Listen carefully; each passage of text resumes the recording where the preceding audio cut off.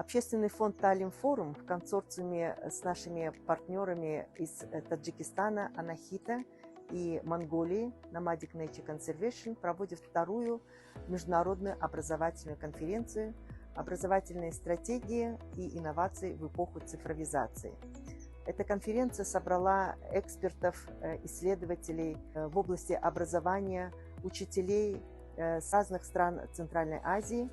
Это площадка для расширения профессионального диалога по вопросам цифровизации. Каждая страна поставила свои приоритеты, и правительства стран объявили приверженность идеям цифровой трансформации в образовании.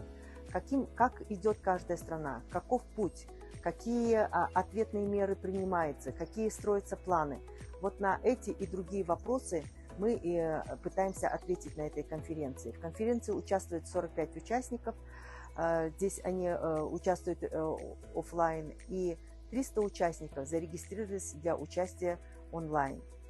Во время конференции большой интерес вызвала лекция, видеолекция, ключевая лекция по искусственному интеллекту и его использованию в области образования. В течение всего лета мы собирали вопросы, и были заданы эксперту, доктору Эми Сабзалиевой из университета МcGill Канады. И здесь, я думаю, что участники получили ответы на то, каким образом, какие стратегии надо выстраивать, что такое ответственное внедрение искусственного интеллекта, какие возможности это открывает для персонализации обучения, и каким образом должна соблюдаться этика, и какие вопросы должны быть взяты, приняты во внимание как учителю, преподавателю, так и тем, кто работает в сфере на уровне policy making.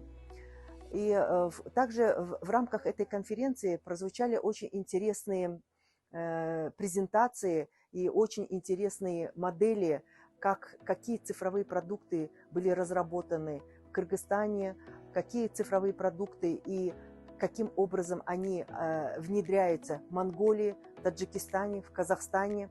И сессия по мобилизации знаний и обмену знаниями и опытом позволила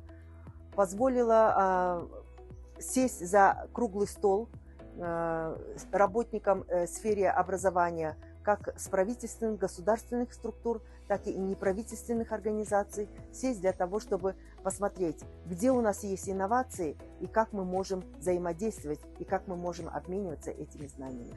Мы благодарны всем нашим участникам, которые откликнулись и приехали сегодня для участия в конференции.